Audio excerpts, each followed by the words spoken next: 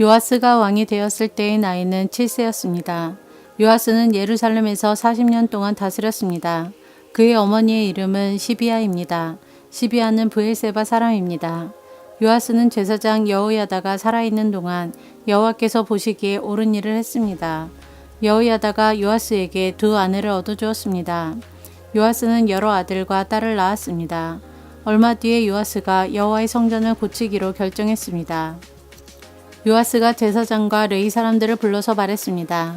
당신들은 유다의 여러 마을로 가서 모든 이스라엘 백성이 여호와의 성전에 바치는 돈을 해마다 모으시오. 그것을 가지고 하나님의 성전을 고치시오. 지금 당장 그렇게 하시오.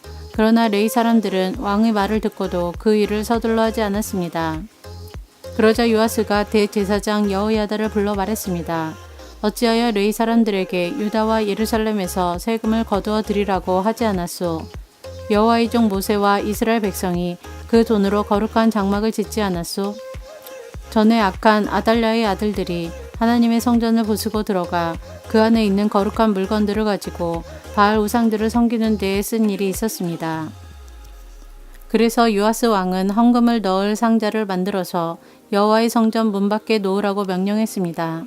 레위 사람들이 유다와 예루살렘에 선포하여 여호와께 세금을 가져오라고 백성에게 말했습니다.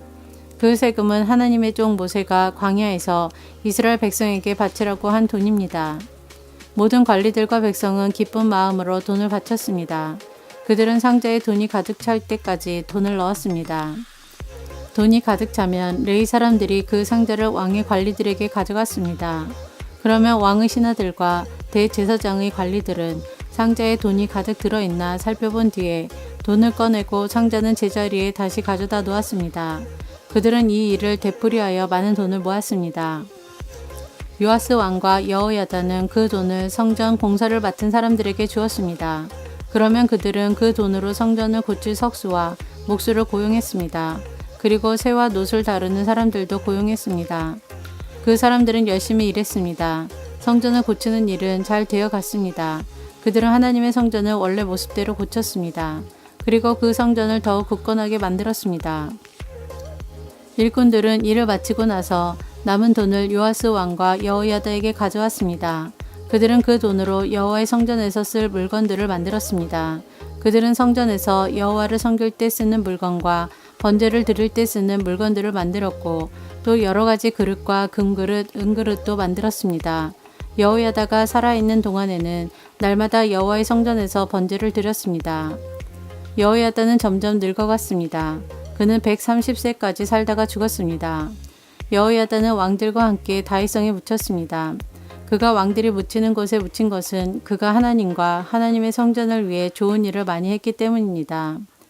여호야다가 죽은 뒤에 유다의 관리들이 요아스 왕에게 와서 절을 했습니다. 왕은 그 사람들의 말을 들었습니다. 왕과 그 지도자들은 하나님 여호와의 성전에서 예배드리는 일을 그만두었습니다. 왕과 관리들은 아세라 우상들과 그 밖의 우상들을 섬기기 시작했습니다. 그들이 악한 일을 하자 하나님께서 유다와 예루살렘의 백성에게 노하셨습니다. 여호와께서 예언자들을 보내셔서 백성들을 여호와께로 돌아오게 하려 했지만 백성들은 예언자들의 말을 듣지 않았습니다. 그때 하나님의 영이 제사장 여호야다의 아들 스가랴에게 내렸습니다. 스가랴가 백성 앞에 서서 말했습니다. 하나님께서 이렇게 말씀하셨소. 너희는 어찌하여 나의 명령을 어기느냐. 너희는 잘 살 수 없을 것이다. 너희가 여호와를 저버렸으므로 여호와께서도 너희를 저버리실 것이다. 하지만 왕과 그의 관리들은 스가랴를 해칠 궁리를 했습니다. 왕은 관리들에게 명령하여 스가랴를 죽이게 했습니다.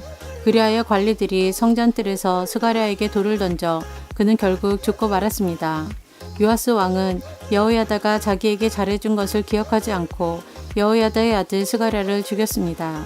스가랴는 죽기 전에 여호와께서 왕의 하는 일을 보시고 그대로 대갚아 주소서라고 말했습니다.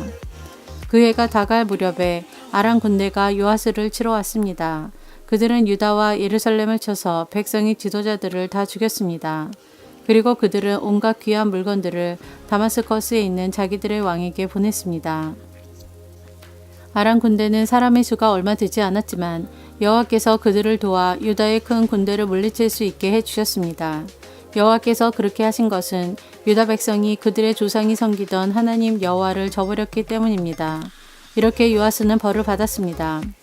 아람 사람들이 떠난 뒤에 보니 요아스가 심하게 부상을 당했습니다.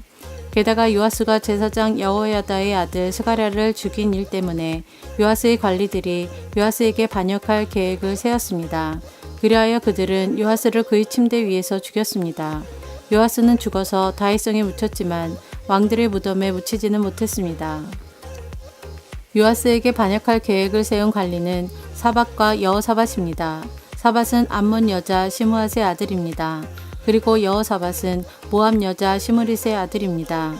요아스의 아들들 이야기와 요아스에게 내린 중요한 예언들과 그가 하나님의 성전을 고친 이야기는 왕들의 역사책에 적혀 있습니다. 요아스의 아들 아마샤가 그의 뒤를 이어 왕이 되었습니다.